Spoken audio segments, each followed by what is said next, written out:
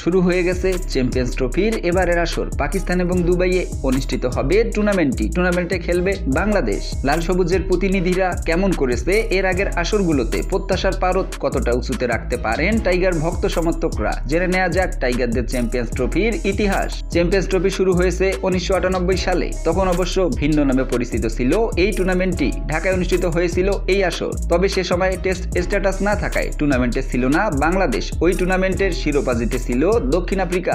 এরপর 2000 সালে অনুষ্ঠিত হওয়া চ্যাম্পিয়ন্স ট্রফিতে কোয়ার্টার ফাইনালে বিদায় নেয় বাংলাদেশ। ওই আসরে চ্যাম্পিয়ন হয় নিউজিল্যান্ড। এরপর থেকে 2002, 2004 এবং 2006 সালে টানা 3 আসরে গ্রুপ পর্ব থেকে বিদায় নেয় বাংলাদেশ। এরপর 2009 এবং 2013 সালে চ্যাম্পিয়ন্স ট্রফিতে কোয়ালিফাই করতে পারেনি টাইগাররা। 2017 সালে চ্যাম্পিয়ন্স ট্রফিতে ফেরে টাইগাররা। ইতিহাসের সেরা টুর্নামেন্ট কাটায় বাংলাদেশ। অস্ট্রেলিয়া, ইংল্যান্ড এবং নিউজিল্যান্ডের গ্রুপে থাকা টাইগাররা নিউজিল্যান্ডকে হারিয়ে সেমিফাইনালে খেলে। যদিও সেমিতে ভারতের কাছে হেরে যায় বাংলাদেশ। এখন পর্যন্ত চ্যাম্পিয়ন্স ট্রফিতে 12 ম্যাচ খেলে 9টিতে হেরেছে টাইগাররা, জিতেছে 2টি ম্যাচ, ফলাফল আসেনি একটি ম্যাচে।